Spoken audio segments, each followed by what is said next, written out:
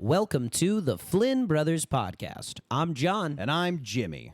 Today's big idea, Looney Tunes, that's all, folks. We discuss why we love Looney Tunes and the colorful history behind the legendary cartoons. Later, we break down the most iconic characters and debate whether there's still a place for the Looney Tunes in our modern culture. Finally, we take turns picking our favorite characters in a Looney Tunes draft. It's all coming up. But first, here's the Solons.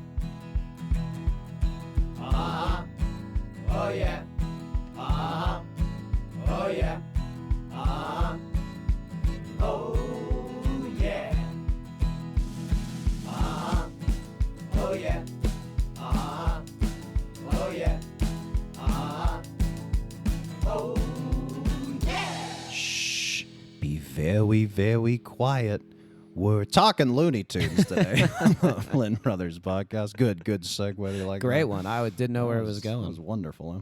We love the Looney Tunes, and we're not afraid to admit it. Growing up, I remember waking up early, getting our little breakfast, and watching them on Saturday morning cartoons. And I always got real charged up by the theme song. Don't you like that theme song? It's the sound inside of a kid's brain when they're consuming sugar. Yeah, it's true. Yeah, our Uncle Dave, who really loves old-timey comedy and cartoons and stuff like that, really, I think, introduced us to the Looney Tunes. And it is such a bygone tradition. You know, you would get your cereal, you'd still be in your PJs, Right. crowd around a TV and watch those wacky characters do what they do. And then, of course, as we got older, Space Jam was probably one of our favorite childhood movies, I would say. We had the VHS, and it came out in 96, so basically the year I was born. But I remember like watching it when we were really, really young, and just over and over again, and just absolutely loving it. And I think looking back, just the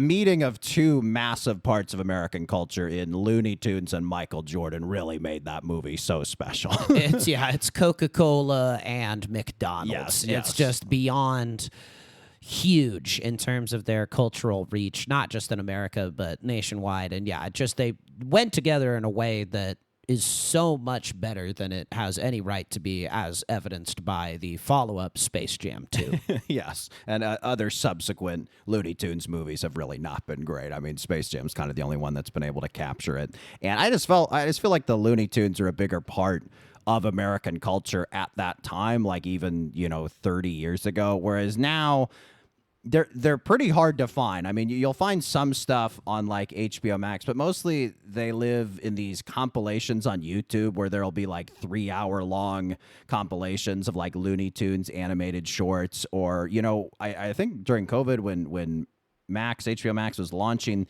one of their big selling points is, we have the whole archive of Looney Tunes shorts, and it was really awesome. I remember me and you, we would watch them like before we'd go to sleep, and it would be awesome and really fun. I mean, the theme song drives you a little nuts after a while. You can only watch about 3 in a row, right? Yeah, you can't. They're not made for binging. But there was one night where I was like, I'd like to watch some Looney Tunes. I had just come back from the Hollywood Bowl. I had attended a concert with our fine producer, Will Slade, and there was an advertisement for Bugs Bunny's 85th anniversary where they would be playing the shorts at the bowl, and the LA Philharmonic would be playing the legendary music that accompanies all of this. And they weren't on HBO Max anymore, which I think probably just testifies to people weren't watching them. It seems like this cultural treasure that we should preserve, but in these sort of modern, financially focused times, isn't worth the bandwidth. There's obviously a lack of appeal or a lack of interest in our modern culture. We go to, in Los Feliz, the Vista Theater, owned now by Quentin Tarantino, and they'll show all the movies, on film projectors, and it's really cool, old school movie theater, just one screen. And before each movie, they always do a Looney Tunes short. Sometimes it'll be like one of those MGM Hanna-Barbera, but it's usually a Looney Tunes one, and they're always really fun. I wouldn't say like I'm dying at all of them, but I'm always like amused and always enjoy it and always watch it. But I kind of look around the theater and it's like a lot of people are just like chatting or like on their phone or just kind of giving the cartoon a tepid response. Do you find that to be the case? I like it much more as an appetizer for a film than the current deluge of ads or trailers that you get at your major motion picture houses. Nicole Kidman at AMC. Which- We come to this place for magic. Let's quick sidebar. Do people actually like that? They ironically like it. I think it's one of those things you see it so many times you kind of hate like it. I think it's so over the top. It's so schmaltzy. It's just so preposterous that she's going to the AMC by herself in this like very, fashionista outfit, and she's watching like Creed 3 and Jurassic World. and like Wonder Woman, just the craziest like film festival ever. It's just so preposterous. I think people like it ironically. See, you say that, but I think there's always the danger of saying you like something ironically or you do something ironically, and then it becomes a genuine part of your personality. I think that's a very millennial phenomenon. It probably Anyway. describes our relationship with the TV show The Gilded Age. Yeah, that's true. That's true. If you haven't seen it, I can kind of recommend it to you.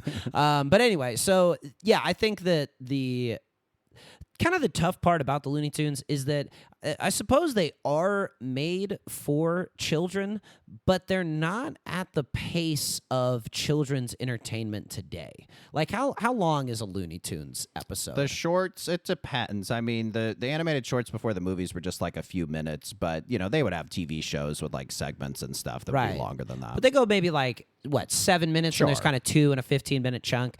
And I think that is too long for an attention span of children, but it's not really enough maybe for an adult. And it's also written in a way that's like pretty literate. I mean, we just used to be a more literate society at the heyday of the Looney Tunes. Everyone read newspapers, everyone read books. We, weren't online because we didn't have the option. Yeah. So the vocabulary is pretty broad of that these characters use, and like the themes that they use. Like there was the one that we saw at the Vista most recently. It was just a chicken, not a famous character at all, but he's gonna get killed for his supper, and he's really nervous about being killed by the farmer and cooked. I think the farmer was Elmer Fudd, if I or like do an remember. early version of Elmer Fudd. Yeah, and so that sort of like themes, it's like maybe it's a little too intense for kids, but it's a little bit too on the nose. Like there's nothing really like super ironic necessarily about the Looney Tunes. They're very sort of sincere, and there's almost a moral to all of them, which isn't something that you see a lot in modern entertainment, particularly at that scale. I think what most people can agree on, though, is that they are familiar with the Looney Tunes. The Looney Tunes have an important history in American culture, and kind of what we want to do on this episode is to sort of explore the history of that from yesteryear to today year. So let's go back to 1930. That is when the Looney Tunes began, as well as 1931 when its spin-off and companion series Merry Melodies began. So people will notice tunes is spelled not like cartoons, but tunes like music, Tunes. And essentially the reason these Merry Melodies and Looney Tunes were invented was to promote Warner Brothers at the time recently acquired music library. So they had just bought all this music from Brunswick Records and 4 other music publishers. Who's ever heard of Brunswick Records? But they basically wanted to use these Looney Tunes cartoons to sell sheet music and phonograph records. Boy, times sure have changed. It is funny that they're just like, we got to put some visuals with this music. This music's dynamite. And, obviously part of this was Walt Disney was creating Mickey Mouse and other short cartoons, and those were getting very popular. So Warner Brothers kind of wanted to compete with that as well. Can we say with the early 30s, can we say that the Looney Tunes saved us from the Great Depression right next to FDR there? Yeah, I would say equal credit is totally It is kind of funny, though, that justifiable. like that's a kind of a perfect time for this sort of wacky, high-paced, and then cheery music type of thing to debut. And then by 1940, there was Hanna-Barbera and MGM, which I mentioned, who kind of joined this cartoon arms race with Disney and Warner Brothers, and they had their characters, most notably Tom and Jerry. It's kind of funny. When you think about Mickey Mouse versus Bugs Bunny, these are kind of the 2 iconic cartoon characters in American culture. it's like this sort of Disney versus Warner Brothers, obviously, but it's also almost like you could compare it to like Marvel versus DC, where it's just like, which superhero do you prefer? And it's like, I've always kind of liked DC over Marvel. I like Batman more than Spider-Man, Iron Man, etc. And yeah, I don't know. How do you sort of view it? Do you like? I kind of like Bugs over Mickey. Do you like one over the other? I think Mickey, since he existed first, he's the classic. He's the one that you think about first. Very clean. Nothing really super edgy about Mickey at all. And so Bugs feels like sort of a response to how clean cut that Mickey is. Not that Bugs is dirty or whatever, but you would never imagine Mickey cross-dressing. And that's like one of Bugs's like that's Minnie's job. Yeah, that's like one of Bugs's go-to moves. And Bugs definitely has more he's sort of smarmy. There's just more edge to him in general. So to me, it's more of maybe like a Mickey's the Beatles and Bugs is a little more Rolling Stones. Oh, I like that. I got you. So then Leon Schlesinger Productions. This guy, Leon Schlesinger, was the first guy who was hired to produce cartoons for Warner Brothers. And this happened starting in 1930 and went up until 1944 when Warner Brothers eventually bought his production company and created Warner Brothers Animation, which is still around.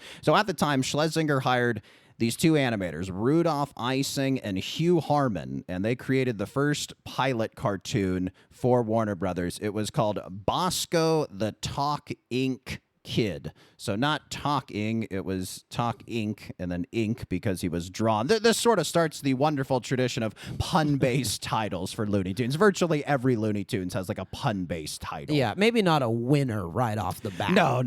This was nearly 100 years ago. Yeah, you mentioned they were a more literate society, but could have fooled me. But basically in this pilot, which was basically buried forever, it was never shown until like 2000, I think it was eventually unearthed. But it's essentially a mix of live action and animation, a la Space Jam, and it shows this guy, Rudolph Ising, the animator. He's drawing Bosco on this big sketch pad, and Bosco eventually comes to life, and he basically interacts with Ising. Ising's asking him questions, and Bosco's sort of reacting, and the character of Bosco is very of the time. There is sort of this stereotype of the Southern black voice that Bosco has. He's kind of in like quasi blackface. It's like maybe plausibly deniable, but there's enough kind of offensive elements where you're like, okay, this obviously would never get made today. So like one thing he does is Bosco, instead of saying I am, say I is, right? And it's just like, okay, we're very much doing kind of like a jazz singer, Al Jolson type character. But it's weird too, just watching this stuff years later, because it's like, it's a cartoon and feels pretty innocuous and innocent, and it's like maybe they just viewed it as like, he's a kooky character. But then knowing what we know now, you look back on it, you're like, that wouldn't really fly. It is fascinating that is the first choice. Yes. I mean, you could do anything. You could literally animate any character at all, and that was what they went to. But yeah, I think there is part of cartoons as well that, you see it in political cartoons as well, is highly utilizing of exaggeration, and painting in broad strokes, and I think that does occasionally allow for stereotypes to make their way into stuff. And I think you could say, like, were they doing something malicious? Like, was the intent to make something that demeans African Americans? Probably not, but probably didn't even occur to them that they were doing that. Yeah, we discussed that kind of with our Gone with the Wind episode. Yeah, I think, the character Bosco, he tap dances, he scats, he whistles, he plays piano, he sings. And again, it's like very much Al Jolson in The Jazz Singer. And it's like, frankly, back then, there just weren't that many movies a lot of people had seen. And a lot of people had seen The Jazz Singer. So it's like we had very few references of which these animators would be drawing upon. Yeah. But anyway, fast forward to the first Looney Tunes short that was actually shown. It was 1930s Sinkin' in the Bathtub, which was also kind of clever. Yeah, kind of clever. It also starred Bosco, and Sinkin' in the Bathtub was based on the song Singin' in the Bathtub, which was a Warner Brothers property, itself an answer to MGM's Singin' in the Rain, which everyone knows is the inspiration behind the legendary musical starring Gene Kelly. It is just so funny at this time that the music went first before the story, before the images. It was so early in the days of film that they were looking back to music as kind of this like North Star, and we weren't as like in terms of like cinematography, in terms of filmmaking, we just weren't as literate as we are today. So it is just funny, like at the first half of the 20th century, just like, boy, music was really steering the ship. Yeah, far more established art form. And, you have to probably argue that classical music of the nature that was being played with these cartoons is probably the greater form of creativity. However, it is funny, to your point, it's just like, I don't know how much people are going to go for these moving pictures. We better put some pretty snappy music alongside of it. Yeah. We got a good thing. We got a whole library. So then Bosco became basically the first Looney Tunes star. No one's really heard of him nowadays. I think in Space Jam, I saw during the research of this, there's a very brief moment where a framed picture of Bosco is hanging in the background of like the Looney Tunes gym. You see it very briefly. But he didn't last very long. He left with Ising and Harmon, the animators, in 1933 when they left Schlesinger Productions over a budget dispute, and they took the characters with them. So all the characters they had drawn, all the characters they had created, they were able to take with them away from the production company, which would never happen today, right? Even as writers, like when we submit stuff, like you forfeit like your rights to certain things, like with material, and like can't sue if they develop a project that's similar or whatever. Like there are just so many more guardrails in place. It's just so unthinkable that like a creative would be like, all this stuff I created while you paid me, I'm gonna take it with me, and it's like the big company is like left holding the bag. It's just so unthinkable happening today. Probably Bosco's biggest legacy of major corporations owning the work of the artists whom they employ. So after Bosco, the first post-Bosco star of Looney Tunes in 1935 was Porky Pig. I don't think most people would know that Porky Pig was the first big Looney Tunes star. I think most people would probably assume Bugs Bunny, but it was in fact Porky Pig. Yeah, you could guess it, I suppose, because he sort of introduces him and says good. No, he doesn't introduce him. He just says that's all, folks. Yeah. I like Porky though because he's got the blue blazer, he's got the red bow tie, and it's got these classy elements. But then he just has his big plump pig gut sticking out. It's kind of a funny contrast, isn't it? He's chubby. He's nervous. He's cowardly. Fumbling. Yeah. And Porky has obviously his signature stutter, which comes from the fact that his original voice actor, Joe Doherty, had a stutter in real life and just made it part of the character. There'd be times where he was delivering the lines and he couldn't help but stutter, and it just sort of became part of the character. And then when, man of 1,000 voices, Mel Blanc took over voiceover duties in 1937, he kept the stutter and kind of would, exaggerate it for comedic effect and stuff like that. But yeah, very fascinating too. Just like all these, so many things creatively in the like early days of anything that is, created and becomes a phenomenon. So many of the things initially, it's like, that was just kind of an accident, or that was just sort of happenstance. It's pretty funny. Stuttering pig doesn't make any. You would never come up with it in a million years. Yeah. And that is fascinating too, that they cast the guy for vocal work with a stutter. I know. Like just considering how expensive it was to record things at that time, and it's like, well, hey, we got to go back to the drawing board for Porky. We need 3 more seconds. Joe's next door. Why not? Let's get Joe Doherty. But, we mentioned Mel Blanc. He obviously voiced most of the iconic characters. As I said, man of 1,000 voices. And we'll talk about some of these great characters that he voiced after the break.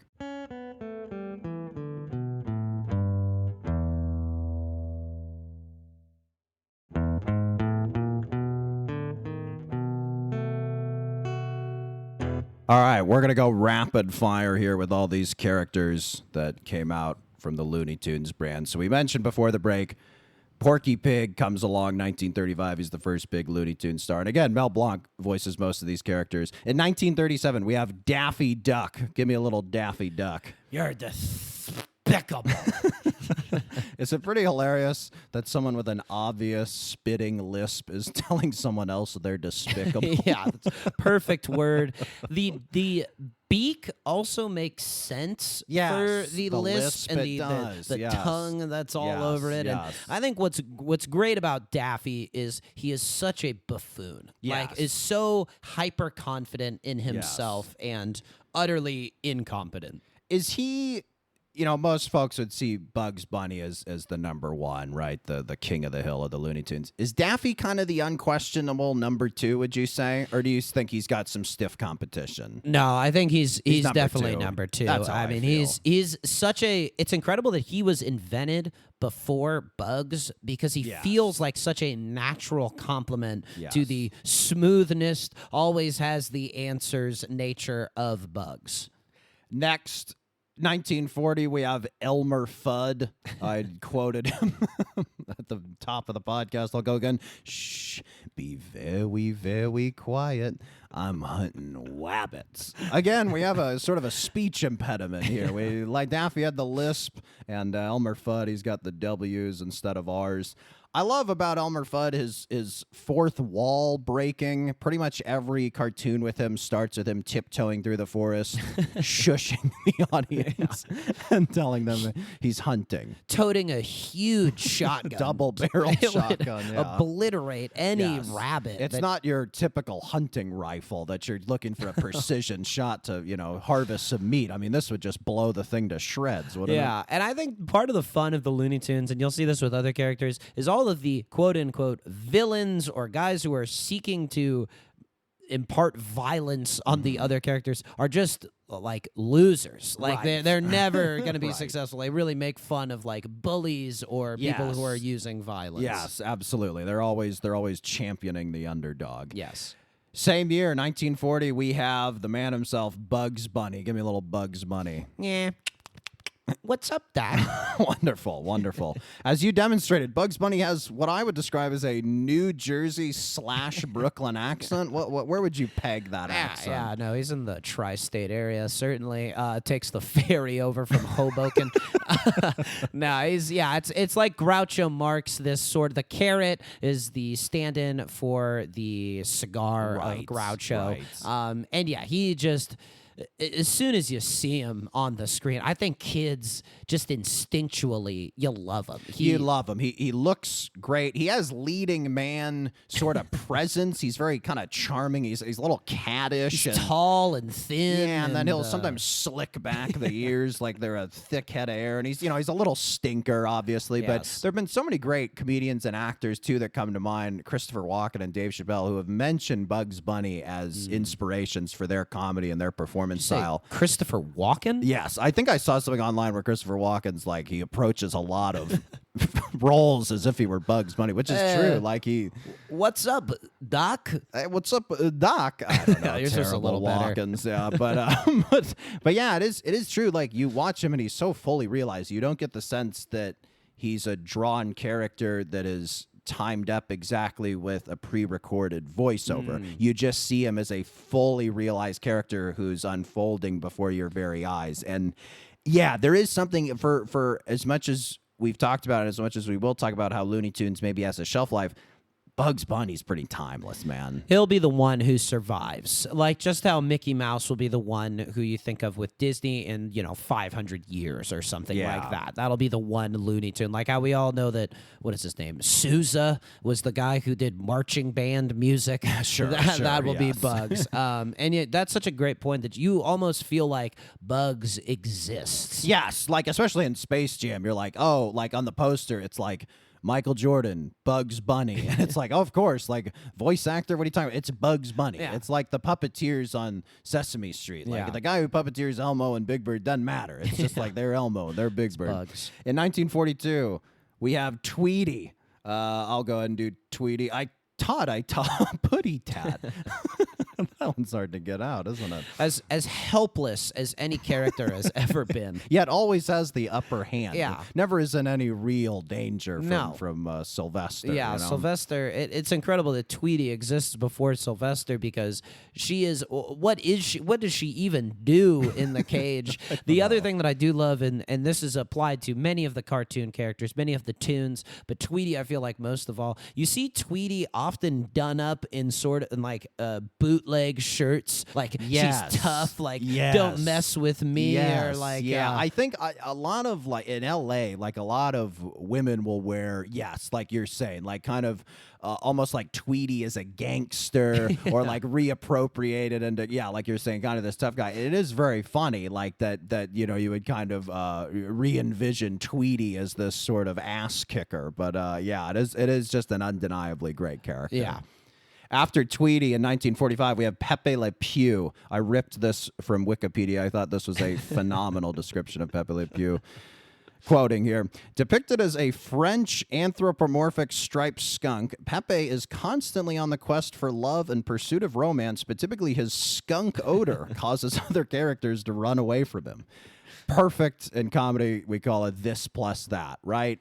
Yes. It is stinky, amorous person, right? Works on multiple levels because obviously he's riffing on French, and the French are Right. notoriously known for not wearing deodorant and for having strong body odor. And being very amorous as well. Yes, and that yes. as well. And then the other thing too that's funny about Pepe Le Pew is it is purely, I mean, look, he comes on way too strong, Oh, obviously. yes. A Johnny Bravo-esque, right? For sure. But whereas Johnny Bravo is very hackish and like clumsy. And machismo. Yeah. Pepe actually like lays on, I would say, pretty smooth game. Like it is really more, if he didn't stink. Right. He's a well-groomed skunk. yes, he can't it's help true, it. it's It's true. a tragic irony of this character that he smells so bad when all he wants is love, and you would have to imagine is maybe decent in that department. Yeah, You know, in terms of intimacy. considerate, certainly. I would assume so, being French and their predilections. Yeah. It is funny. He's kind of a one-note character, but it's just like the drum he plays is funny every single time, I feel like. That, and there's nothing greater. He's always just sort of doing his own, whatever Pepe Le Pew does when he's not hitting on chicks, and then he sees, a cat or some. It's never another skunk. No, yeah. beautiful. I think Yeah. there is I'm spacing on her name. There is a female counterpart, like Yes. Penelope Le Pew or Yeah, something like yeah, that. yeah. I forget. But another black and white character I love is Sylvester, who comes along in 1945. His catchphrase, of course, is Suffering succotash. what is succotash? It's like a like vegetable medley yeah, or yeah, something. exactly. It's sort of Squash. a ratatouille, perhaps. Yeah.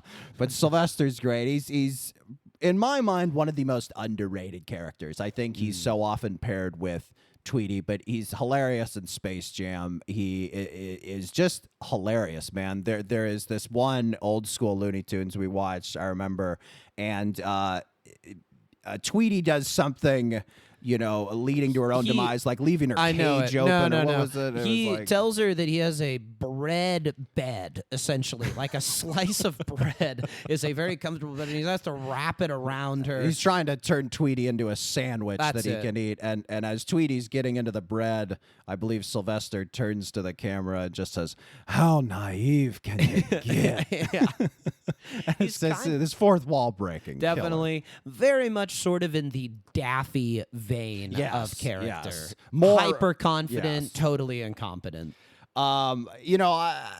I think there is something to be said about how a lot of these characters have these kind of lisps, these sort of speech impediments. And I think maybe with this sort of retroactive lens, we would look back and be like, well, is that like offensive against people who have like speech impediments? But I think really what it is, like, it's just like finding comedy in the unexpected, and just so much of comedy is just saying something right that's normally right wrong, and part of that is like a speech impediment and stuff. And I think it's just like you establish a pattern in comedy and you break the pattern, and that's exactly what these characters do, right? Particularly in animated comedy where the voice is so important. Yeah, and I think it immediately indicates to you that the character is not speaking what we typically consider to be correctly, that look out, here comes comedy, Yes, which is something yes. that you need to get across immediately in something as short as a cartoon. And I think in those days, too, it was like clarity was so important. There were just less films, audiences were, and TV shows, obviously, because TV hadn't really been invented. And audiences just weren't as hip to all this stuff. Like, right, people can be so jaded nowadays watching like HBO Max shows, these like prestige shows, and it's like, oh, this is like really similar to that other show. Or just like this show did it better. So derivative. Yeah, and it's just like back in those days, you're despicable, what have you, spilled over laughing. Rolling in the aisles. In 1945, we get Yosemite Sam. I was looking at a photo of Yosemite Sam, and he has his signature kind of red handlebar mustache. And I was looking closer, I realized his whole face is his red mustache. The hair even engulfs his eyes. What is that sort of communicating about Yosemite Sam? The wildness of him. He's almost like he is a human being, yes, but he almost does fit into this Looney Tunes like, most of them are fuzzy, right? The Looney Tunes characters, and that gives Yosemite Sam sort of a softer edge because he's usually blasting his two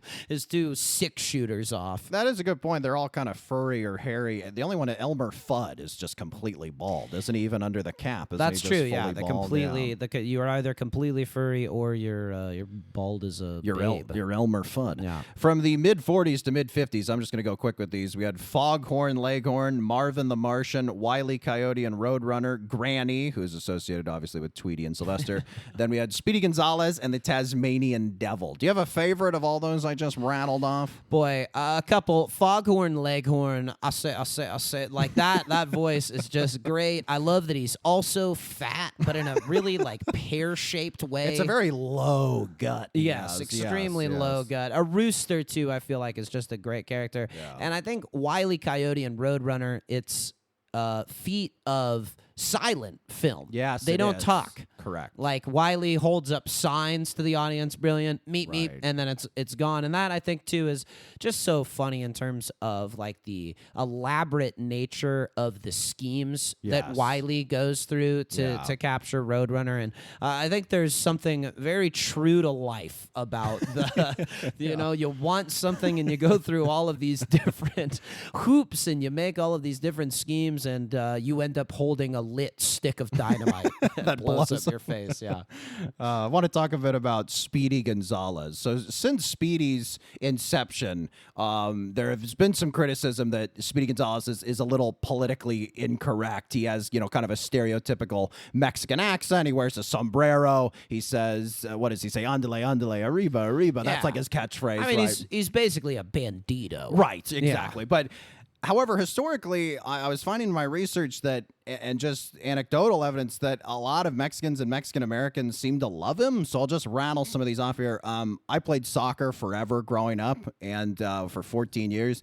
And a distinct memory I have many times is I remember so many of like the kids we would play against who were Mexican. If they would like run after ball, they would refer to themselves as Speedy Gonzales. Yeah. Or even parents on the sideline would refer to them as Speedy Gonzales. So I was like, okay, that's obviously like it's a little okay. Another thing, Speedy Gonzales was taken off Cartoon Network in 1999. They were sort of just anticipating changing views on political correctness and stuff. And there was so much fan backlash, including by a lot of Mexicans, that Cartoon Network reinstated Speedy 3 years later in 2002. It kind of reminds me of, there was a game show host in the 70s, Richard Dawson, who hosted Family Feud. I have, people who seen old game shows will remember he's the guy who would always kiss the contestants, right? Yeah. When he would introduce the contestants, Richard Dawson. Skin made out of leather, British accent. Yeah. Looked like his breath reeked of cigs and booze. And so they called Richard Dawson the kissing bandit back in those days. This is, 70s, 80s. And there was, likewise to Speedy, there was some criticism that, hey, Richard, he's kissing the female contestants. And important to note, Richard would not discriminate. He wouldn't just kiss the beautiful ones or just the white ones. It would be old. It would be any race. It would be any shape, size. Like, he did not discriminate. He just loved giving kisses, right? Yeah. And so Richard Dawson told the network, why don't you send out a questionnaire to the viewers and ask if it's a problem? And I think there were 200,000 responses, and overwhelmingly people loved the kissing bandit. And Richard Dawson was allowed to continue kissing. And I remember reading in the finale he did in the mid 80s for Family Feud, he basically came out and said, the reason I kiss contestants, it was something my mom would do with me when I was a kid. It was like a kiss for luck, basically. Which, weird mom kissing you on the lips. I don't know. But anyway, it was very interesting. It kind of reminds me of the Speedy controversy. Yeah, I think to the Dawson point, it's the 70s, so there's just such a few ways to actually gain national attention if you're just a normal person. Like, you can't go on TikTok or whatever and broadcast yourself. But like Richard Dawson, as maybe a bit off-putting as he is by modern standards, was a very desirable man. At very that time. charming. It's very like, charming. It's like, I got a good kiss from Richard Dawson, and sometimes the gals would like really kiss him. They'd go for a second one or pull him in. Yeah, absolutely. And I think it adds, and it's probably completely impossible today, just totally a byproduct of the time, would not be something that you would write in. Like, I'm sure no executive was like, all right, Richard, before you ask the female contestants the question, make sure to give them a big smooch. All of them. Every single one. Every chick on the show. From 18 to 65. But it did add an element of like danger, mystery. What's going to happen here? Like, how is the kiss going to go? Is she going to be into it? Is it going to be perfunctory? Right. Like, there was this element of just like danger and risqueness that obviously is completely absent from game shows nowadays. Yeah, that's things you crave when you watch television. You want that element of this is being recorded, it's happening in front of a studio audience. What's going to happen? Yeah. A couple other quotes defending Speedy Gonzalez. This is from comedian Gabriel Iglesias, some will know as Fluffy, and he voiced Speedy Gonzalez in the Space Jam 2, A New Legacy with LeBron James, and again the PC police were out after him, and he sent out a tweet where he said, and I'm quoting, "I am the voice of Speedy Gonzalez in the new Space Jam. Does this mean they are going to try to cancel Fluffy too? You can't catch me, cancel culture. I'm the fastest mouse in all of Mexico." And then he attached a GIF of Speedy Gonzalez. I just found this hilarious, dude. I find who's complaining? Who's complaining? It's curious. I don't think it's pretty difficult, I think, to lodge a serious complaint that Speedy Gonzalez is seriously damaging the reputation of the Mexican community in the eye of the public. Also, you couldn't have casted somebody with a higher approval rating than Fluffy. Fluffy. I mean, Man, Fluffy oh is my God. sold out Dodger Stadium. Oh my God, I mean, that's the number one guy. Everybody loves Fluffy. Everybody loves Fluffy.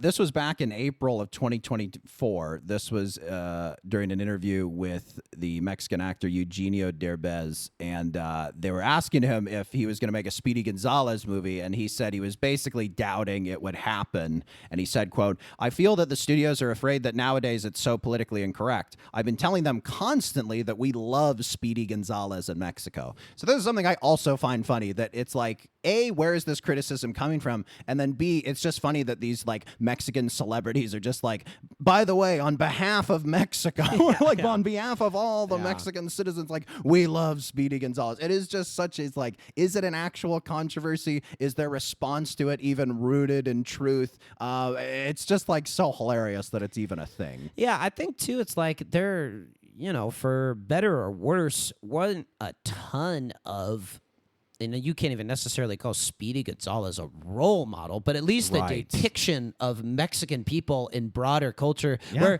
Speedy is the hero of these stories. He's often outwitting, these often white villains, and he's very rootable. He's that underdog character, right? And cute, it's just adorable. And I think the fact that there's such a dearth of other options, you just go like, that's my guy. This is the only guy we got. We love this guy. That's the closest thing. I don't look. It's not that you should be looking for Looney Tunes for representation. I doubt the French are thrilled with the Pepe Le Pew character. Right. But I do think that Speedy, at least in terms of when you're playing with sort of stereotypes, is pretty harmless. And I think that there's a power to these characters where when you do go with stereotypes, sometimes I think you can go too far and you can offend people, but on another side of it, you can make something that feels sort of true to the culture, which I think inadvertently happened with Speedy Gonzalez. You're Italian. Are you offended by Mario and Luigi? Yeah, I think the problem with that stuff is the fighting Irish or the Lucky Charms and stuff we're like that. Irish. Are you mad by they're magically delicious? Yeah, I think think the problem Would with you rather he was Anglo? They are magically delicious. no, of course not.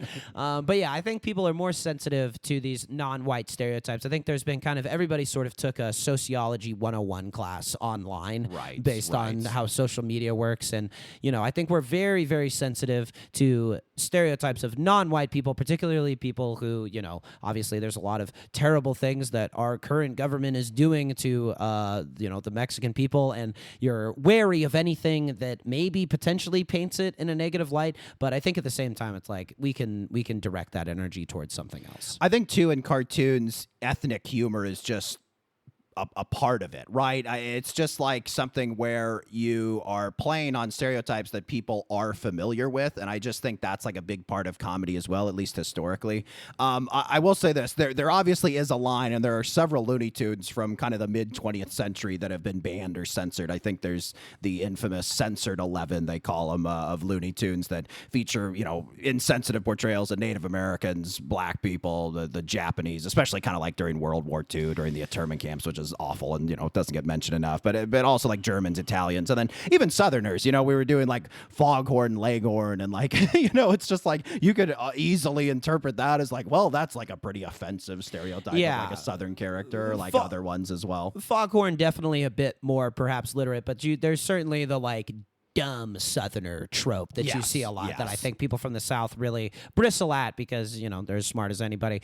So yeah, I think that the most difficult aspect of that is that cartoons are seen as this universally safe thing, also something that we show to children. And so it can maybe implant these ideas super young, like, oh, this is what this type of person is like. This is what people from this culture is like. So I think it does require us to be extra careful with it, but I don't necessarily think that, ever doing anything with broad strokes, if you can find a way that isn't malicious, I think that's fine.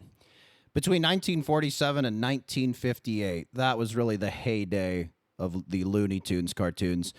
The company won 5 Oscars for Best Animated Short Film, including the one that debuted, Speedy Gonzales. That's right, Speedy Gonzales has an Academy Award. Between the early 40s and 1960, it was really just Looney Tunes dominated, and really they began around the 60s and kind of the rise of television to experience sort of a slow downfall that has continued to today, and we will discuss after the break.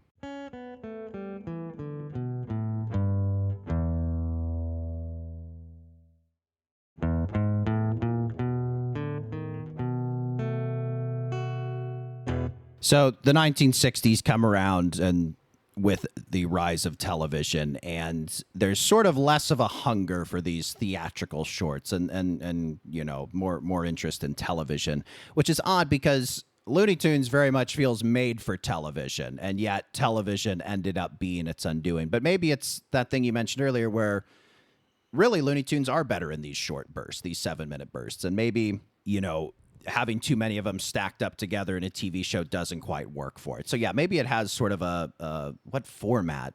Maybe it has a format problem, right? Yeah, I think to your point, it's a nice complement to a larger thing. You like having a slice of bread with butter to start a meal, but you wouldn't want to eat a whole loaf in a whole, right? Especially if Tweety Bird was in it. I know what you mean.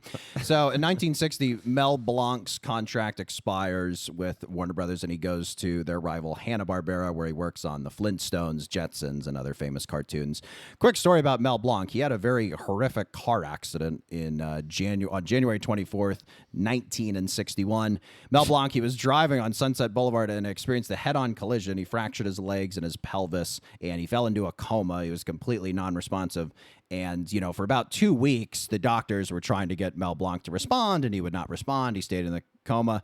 But about 2 weeks in, one of Mel Blanc's neurologists at the UCLA Medical Center decided to engage Mel Blanc with a different strategy and spoke to him in character, like to his characters. So the doctor asked a comatose Mel Blanc, "How are you feeling today, Bugs Bunny?"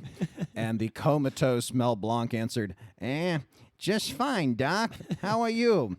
And then the doctor said, he asked if Tweety was in there too. And Mel Blanc responded, I taught a putty tat. Wow. I eventually made a full recovery. That when I came across that in the research, man, that is crazy. What a swing by that doctor. Could you imagine if it went wrong? It's Oh, like, God. doctor, that was highly unprofessional and really You're disrespectful. fired. Get the hell out of here. What research was that based in? There's something so powerful and beautiful Oh, yeah. about that anecdote. It's unbelievable. Mel Blanc eventually died in 1989. He's buried at Hollywood Forever Cemetery, which we've been to. We have seen his tombstone, and it has perhaps the most famous epitaph of all. On his tombstone, it reads, "That's all, folks." Wow. Isn't that awesome, man? It's really cool. I mean, Mel Blanc in general is just a unprecedented figure in American culture. completely underappreciated, I Yeah. would say. I would say the modern equivalent is probably like Seth MacFarlane. I mean, there's some prolific voice actors who do a lot of like video games, television shows whose names most people would not have heard of. But in terms of like how prolific they are, you'd probably point to like Seth MacFarlane. But like, it's crazy, man. Like in those old Looney Tunes cartoons, like they didn't credit Mel Blanc initially, and then he eventually had to fight and get his contract like voice characterizations by Mel Blanc. And then that's so crazy that it's like you'll see a Looney Tunes short with like 10 speaking roles, and it's like Mel Blanc did every single voice. Like it's unbelievable, man. Mind blowing. Unbelievable. It's one of those things where they didn't know any better.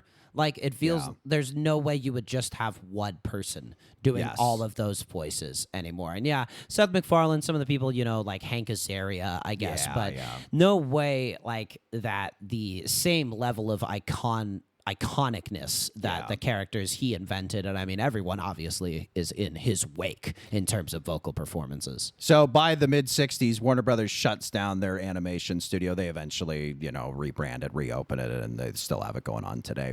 There was a big revival on television of Looney Tunes in the 70s, 80s, 90s.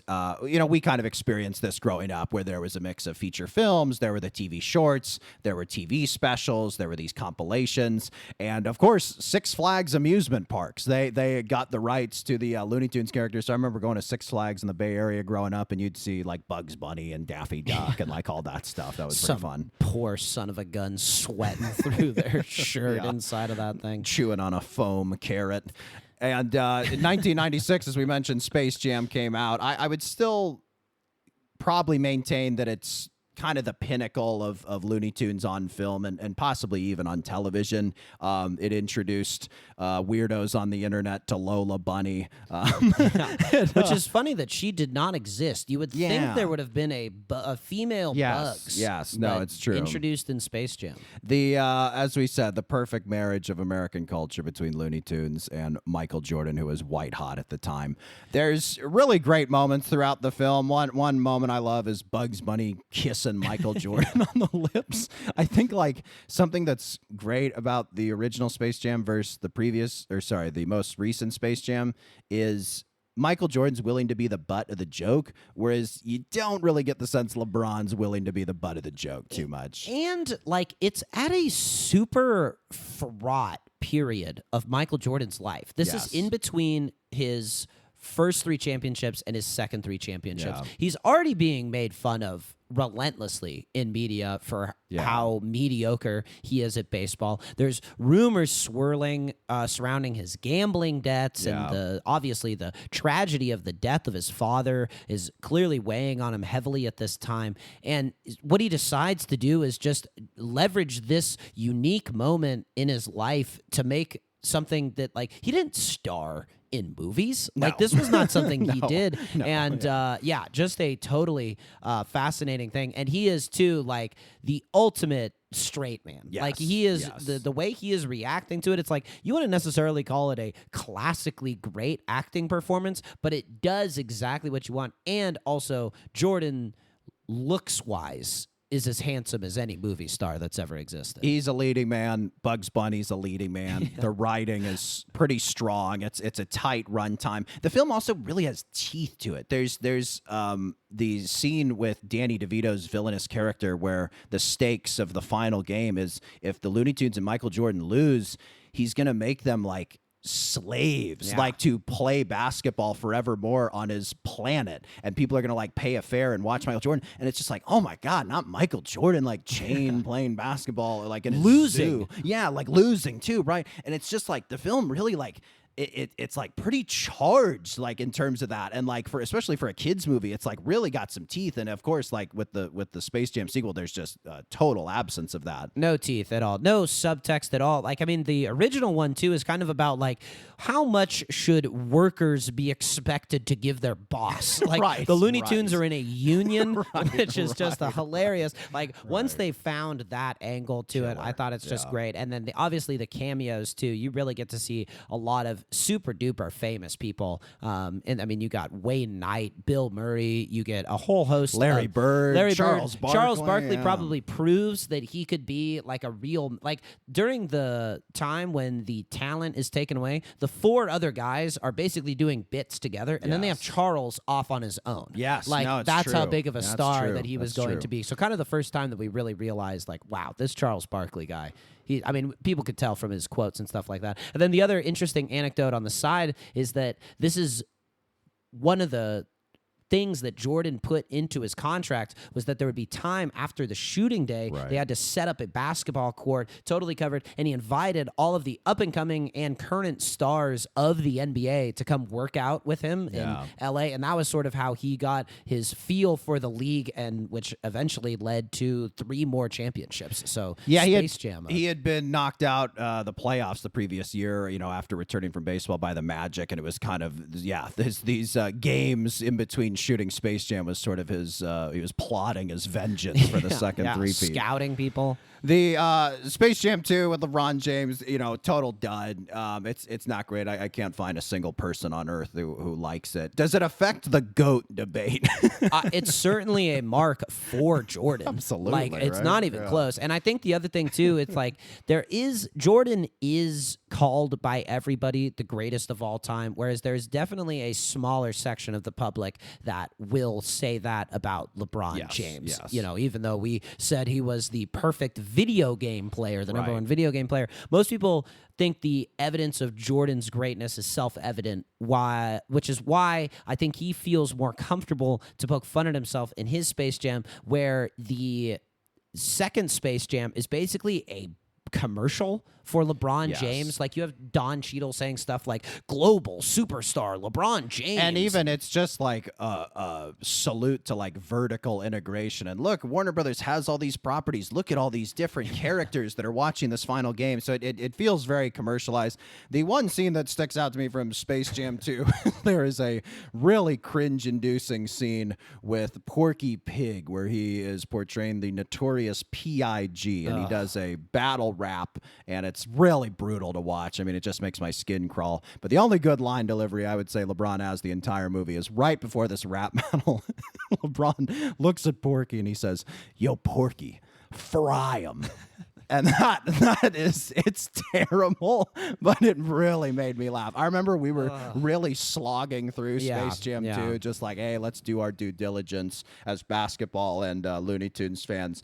But I remember, yo, Porky, fry 'em. It's kind of that thing where it's like, if you stay up late enough, everything becomes funny in the middle of the night. It was like we had made it so far in the Space Jam 2 that yo, Porky, fry 'em finally got me to laugh. Yeah, LeBron really steering and saying it mean. And it's like, why is there a battle rap in the middle of the basketball game? And there was this whole like video game aspect to it that already feels super dated. Oh, yeah. And then the other thing too that's just interesting is the Looney Tunes obviously traditionally exist in 2 dimensions. Right. But in the first Space Jam, they're in 3 dimensions. I think it's the only example I can think of a traditionally 2D animated thing being rendered in 3 definitions with sort of Yeah. a sleeker, computer-generated Yes, thing. yes. But it has that sort of like, I don't know how you could describe it, but that 90s feel. Yes. That doesn't... It's like Who Framed Roger Rabbit. Yeah. There was this like very small period of time where the computer generated imagery and the fact they were shooting on film kind of lined up,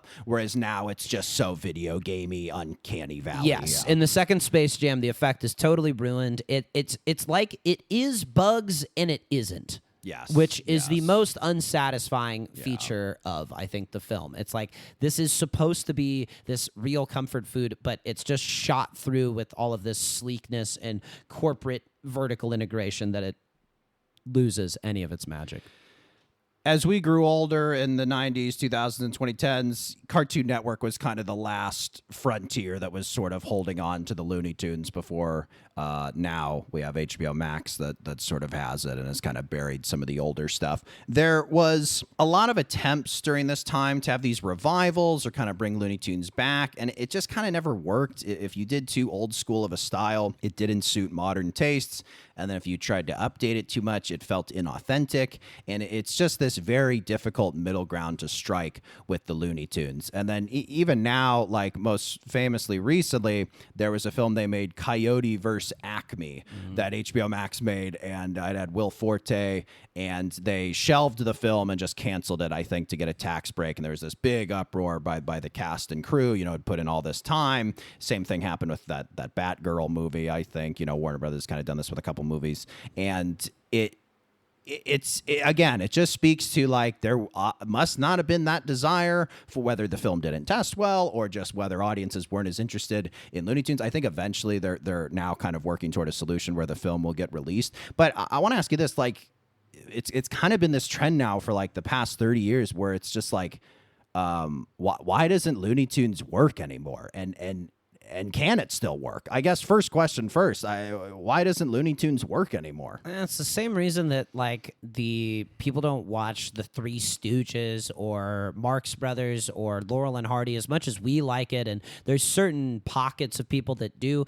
It's just the humor that belongs to a different time and a different pace. Yeah. And it used to be the fastest jokes in town, and now it looks positively slow in Yes. comparison to the Instagram, TikTok generation. Or if you watch like really well-written comedy, like 30 Rock would be a great example, where it's like basically a gag every 3 lines at least, right? Every 15 seconds. It's just like those old comedy shorts just feel slow. And I think, too, Looney Tunes were so inspired by Three Stooges, Marx Brothers, Laurel and Hardy, that, you know, it was such a product of that time, inspired by sources of that time. Whereas you do wonder if the way to make it work now is like, do you have these characters in modern day kind of in these sort of social media TikTok lenses, or do you have them kind of influenced by like 30 Rock style, really sharp, really fast, good sitcom writing? Is that kind of what you go for? But it's like, you know, we talked about Looney Tunes are like perfect and short little bursts. Yeah. Is there future, like is their destiny now to become TikTok stars, and like as depressing as that is to say, like is that like if you were Warner Brothers, like isn't that something you would be exploring? Yeah, I'm imagining Daffy Duck opposite the Rizzler. Lola Bunny doing a makeup tutorial. Yeah. They just it belongs to an innocent, more simple time where people had the patience for this, where people went to the movie theaters and wanted a little something beforehand. And I think they'll live on in sort of these remixes that we've seen of the characters, in terms of like it almost feels like it can't be done by a studio, but like these shirts with Tweety Bird crossing her arms and wearing a bandana and mascara will live on. Right, like Bugs right. Bunny, like playing basketball, and Taz, you know, like looking tough. And I think it'll live on in sort of like merchandise, or because these characters are really charming, like they're really well conceived, really interesting to look at, and I think they work as sort of stuffed animals and things of that nature. But in terms of a revitalization in the animated sphere, in either a short or full-length film nature, it's really hard to imagine. Hand drawn, they're so much better than they are computer generated. I think that's true of a lot of animation. I look at Disney films of the 90s and just the beautiful hand drawn animation, and you know, as they've, you know, not computer generated, but some of it, I suppose, but as they've gone to the live action, like a great example is Beauty and the Beast, where in Beauty and the Beast, the hand-drawn 90s version, the Beast obviously is not attractive, but he's attractive in kind of a cartoon way. He has big eyes, and the animators can manipulate him to have sort of these human features, even though he's a cross between like a goat and a bear and a boar and a ram. I'm sure the furries are pretty into the Beast. Exactly, right? Exactly. And you have then the live action version where he's just grotesque because he's computer generated, because he's more realistic looking. And I there is something lost when you go away from hand-drawn animation. I think that's true of the Looney Tunes. The further you go into this more polished, computer generated look for them, you're sort of betraying what they are. And the difficulty is that these Looney Tunes were kind of disposable. They were just things that you played before a movie. But so much work went into them that with such a profit-minded society, who is going to sign up for, hey, hire a bunch of people, dump a ton of money into this, and ultimately it's going to be disposable? That's true. And especially the other side of that is they can't look cheap. Yeah. Like they look cheap in the modern animated shorts, and they look cheaper in Space Jam 2 than they look in Space Jam 1. Yeah. Like it just seems like there's less money spent on it. The only way I could see it is a Sunset Boulevard approach to Bugs. No one cares about tunes anymore. Like I think that could potentially be an interesting way to approach it. That's kind of the Muppets approach, where sort of the Muppets reinvention has been like, the Muppets is old and stuffy, and it's like, we still got a little magic left. I think that maybe is sort of their path forward. I think it would work. I think you would need somebody with the sort of old school set. Like Jason Segel was the perfect person to bring that to life. Yes. And I think you would need another similar figure. But at the same time, as we've talked about with those comedy movie star things, there are less and less people that are just straight comedy like the Looney Tunes are. All right, well, we're going to bring in our scouts and our advisors, because after the break, we are doing a Looney Tunes draft.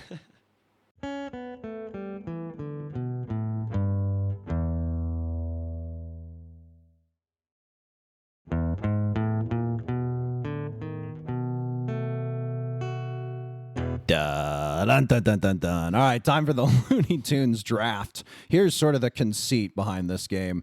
We're going to pretend that the Looney Tunes intellectual property is being divided up, and you and I are in charge of rival networks that will be drafting these characters to then build our animation empires around them. It's sort of like when we grew up, we were big WWE fans. They had the SmackDown brand and the Raw brand. And once a year, they would have a draft, and they would kind of shuffle up the wrestlers between the two, SmackDown and Raw, so Monday night versus Friday night. And basically the goal here is we're going to go back and forth. We're going to try and draft the best animated comedy all-star team possible. So, we brought in our scouts, our advisors. So talk to them when you make your pick. Talk about sort of traits you like with these characters, as if you're evaluating sort of a talent in a sport of some kind.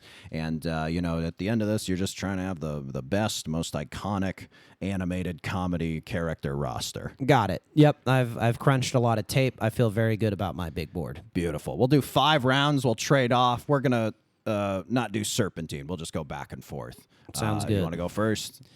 Sure. Go for it. I'm gonna zag. No. I think There's everybody's an obvious number one.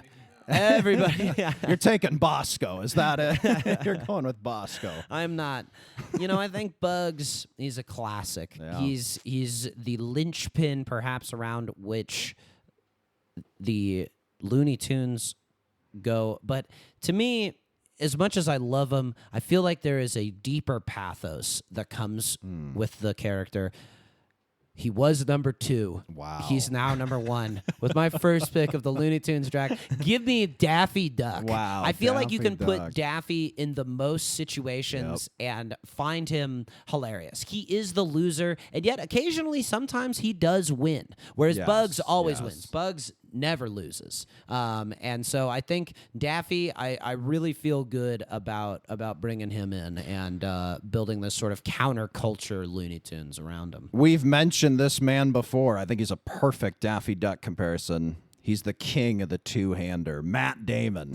Daffy Duck is the Matt Damon of cartoon character. He's good in everything. If you have him as a co-lead, perfect. I don't know if he could hold it down by himself, but perfect second banana, can pair with anyone. Versatile, very, very good. It's like drafting a great point guard who's going to distribute the ball, right? That's what you went with. Daffy's not afraid to be the butt of the joke, He's going to be working harder. He's going to be showing up early, staying late. Well, I'm going to picked the guy who can put the ball in the hole. That's Bugs Bunny. He's the star. I'm thrilled he fell to number 2. You know, we talked about it. He's the king. He's the Groucho Marx. He's the star. He can be your romantic lead. He can be hilarious. My draft advisors are high-fiving in the war room right now. They're having a Danish off the table there. We've been up all night, and we're thrilled to get Bugs Bunny. Thank you so much, buddy. You're welcome. You know, in retrospect, I'm perhaps regretting my choice because I'm going with number 3. I'm probably doubling up on a strength here. Okay. I'm taking Sylvester. Ah, damn. Yeah. And I've got Daffy and Sylvester. Those are 2 absolute oafs, buffoons, goofballs that I think will really be anchoring the butts of jokes for my characters. My scout notes on Sylvester: hilarious, top 3 voice. Maybe the best catchphrase. I got best catchphrase Suffer down. and thuckatash. The And, lisp, it's fantastic. I got 2 lisp guys. Yeah, it's pretty good. He can even work without Tweety, I think. That's Yeah. fair. He can work on his own, I think. Yeah. Very good. Well, I'm considering pivoting here, but I'm going to stick to my big board. I am going to go with Porky Pig for my next one. So I have the 2 old school, the old school guys. Again, Porky Pig, his look of just the huge gut, the blazer, the red bow tie. I love too. I think Bugs and Porky could be a good pair because you have Bugs, he's caddish, he's charming, he's charismatic, and Porky fumbling, nervous. You know, you could kind of do a crazy, stupid love thing with Bugs as the Ryan Gosling and Porky as the Steve Carell. He's trying to, you know, he's sort of a ladies' man who's trying to set up Porky. I think you could easily sort of establish that type of plot line. My mind's reeling at the possibilities of Bug and Porky. Porky, I had very low on my board only because of how terrible the rap with LeBron was. He, you know, the other thing, Porky, just the stuttering, the nervousness. I think another plot you can do is he gets in shape. I think is a pretty funny one. You know, gets trims up the gut a bit. As he loses identity, who knows? Who knows? Okay. Next, I'm gonna need a lovable underdog and a perfect pair with Sylvester. I'm taking Tweety. Yeah, I'm good taking one. Tweety. Good Huge one. for merch. Great underdog. I can just see Daffy and Tweety really, pairing well together. I don't know how often they mixed, but yeah, I like Tweety a lot. I like that. That's very good. A young ingenue. Yes, I had Tweety. My notes were cute factor off the charts. Right. And I think that's, the merchandising thing you mentioned. That's huge. That's huge. Okay. I need some, for lack of a better phrase, ethnic humor. So I'm going to go with Pepe Le Pew for my next one. I love Pepe, man. He's hilarious. I said it. It's kind of a one joke thing, but he's hilarious. I think the endless romantic disappointments, I think, is great. I'm really seeing sort of this, Bugs Bunny, Porky Pig, Pepe Le Pew, 3 guys unlucky in love. I'm seeing some sort of kind of buddy comedy here going on with these guys. Are they hitting on human women? Are they bugs I don't and know. skunks It's and mostly pigs? animals, I think, mostly. Humans, I don't love that too much. Yeah, But I'm going Pepe. Don't want to pull a B movie. No.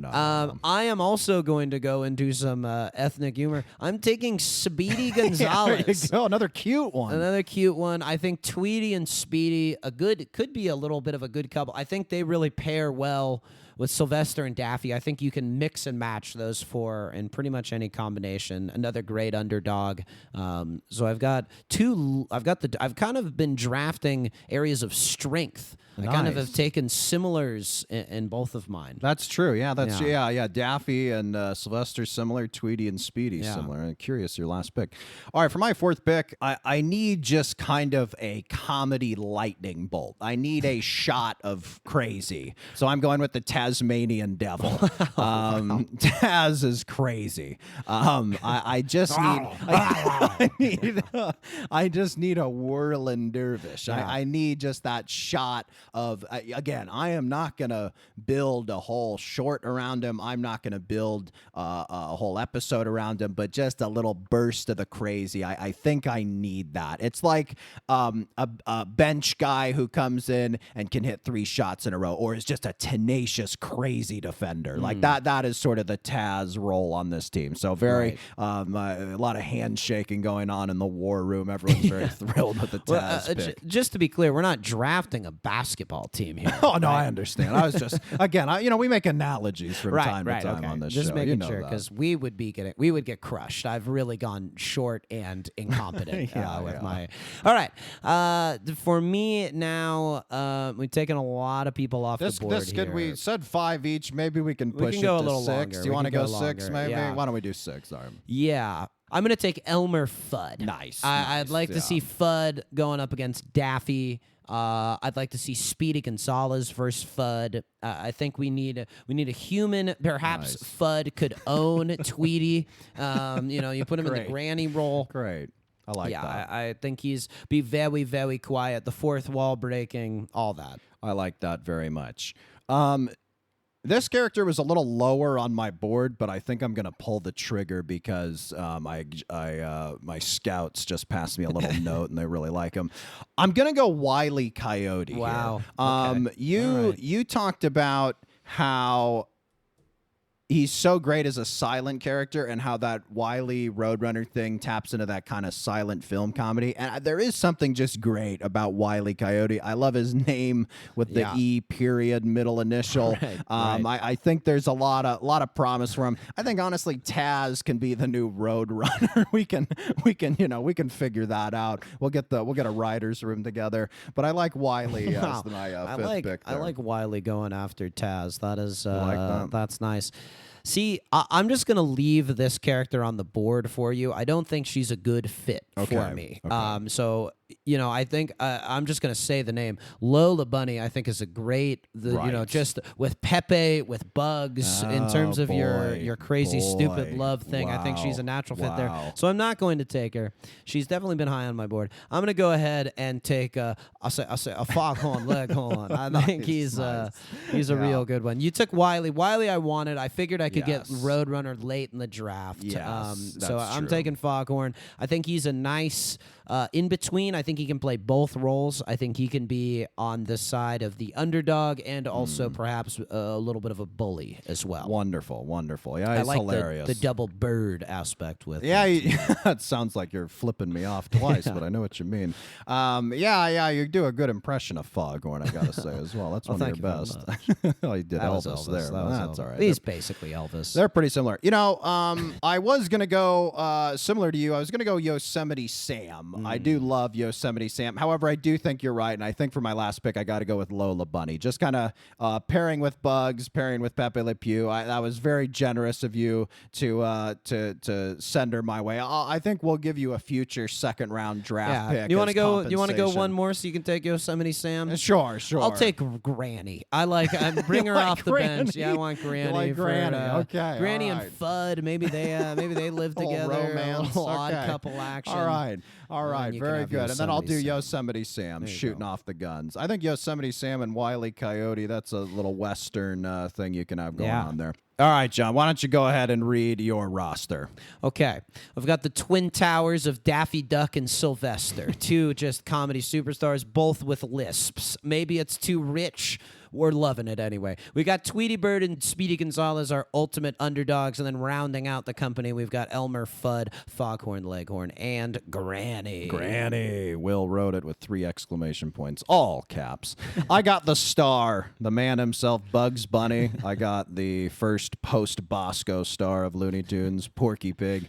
I've got Pepe Le Pew. I've got the Tasmanian Devil. I've got silent comedy maestro Wile E. Coyote. I've got the vivacious Lola Bunny, and rounding it out with a couple of pistol shots into the air, I got Yosemite Sam. That's pretty great, buddy. Yours is, I would say, a bit more, because you have Bugs and Porky, you're a bit more down the middle. I would say mine, this is sort of yours is on at 8 p.m. primetime players. Mine are late night. Yeah, These are some- There's some A24 vibes with yours. Mine's a little more, Netflix, Paramount Pictures, something like that.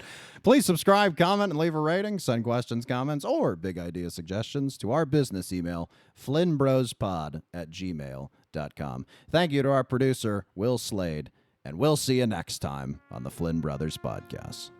Take care, buddy. Hey, you take care, buddy.